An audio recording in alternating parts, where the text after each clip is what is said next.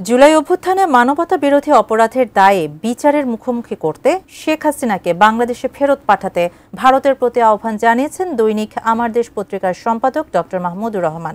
একই আয়োজনে জুলাই অভ্যুত্থানকে যেসব রাজনৈতিক দল অবমাননা করবে তাদের পরিণতিও ফ্যাসিবাদী আওয়ামী লীগের মতন হবে বলে মন্তব্য করেছেন জামায়াতের ঢাকা মহানগরের উত্তরের কেন্দ্রীয় নির্বাহী পরিষদ সদস্য ও আমির মোহাম্মদ সেলিম উদ্দিন। এক বছরে কত কিছুই তো বদলেছে, বদলায়নি শুধু 24-এর রক্তঝরা জুলাইয়ে সন্তান প্রিয়জন হারানো অভিভাবক স্বজনদের বেদনা, চাপা কষ্ট, বিচার না পাওয়ার আক্ষেপ।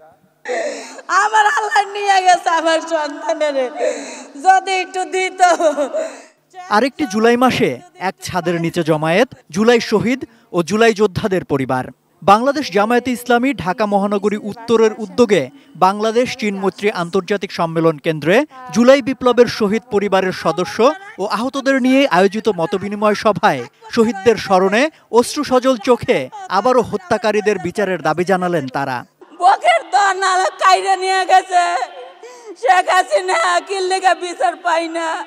শহীদ পরিবারের পক্ষ থেকে আমরা সর্বপ্রথম বিচার চাই, তারপর সংস্কার, তারপর নির্বাচন কবে হবে এটা আমার মাথা ব্যথা নাই। আরে শহীদ পরিবারগুলোর দরকার নাই তো, শহীদের কি সম্মান দিয়েছে তারা? তাদের স্বীকৃতি কি আজ পর্যন্ত দিতে পেরেছে?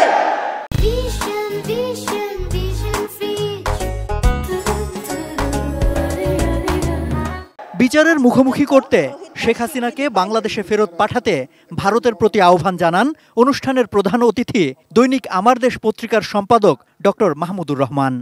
আমি ভারত সরকারের প্রতি এই দাবি জানাচ্ছি, আন্তর্জাতিকভাবে প্রমাণিত হত্যাকারী শেখ হাসিনাকে অনতিবিলম্বে বাংলাদেশে ফেরত পাঠান। সকল রাজনৈতিক দলের কাছে আমার একটি নিবেদন আছে, আপনারা আল্লাহর ওয়াস্তে দয়া করে কোনো শহীদকে দলীয়করণ করবেন না। এদিকে 5 আগস্টের মধ্যে জুলাই শহীদদের পরিবার ও জুলাই যোদ্ধাদের জন্য সুরক্ষা আইন করার দাবি জানান জামায়াতের ঢাকা মহানগর উত্তরের কেন্দ্রীয় নির্বাহী পরিষদ সদস্য ও আমির। 24কে যারা টিজ করবে, আন্ডারমাইন করবে, 24-এর দিকে যারা আঙ্গুল উঠাবে তাদের পরিণতি ফ্যাসিবাদীদের পরিণতিতে পরিণত হবে, অন্য কোনো পরিণতি হবে না। 19 জুলাই সোহরাওয়ার্দী উদ্যানে সমাবেশের ঘোষণাও দেয় জামায়াতে ইসলামী। সোহরাওয়ার্দী ময়দানে ইনশাআল্লাহ অনুষ্ঠিত হবে। সম্রাট আনোয়ার, 18 নিউজ, ঢাকা।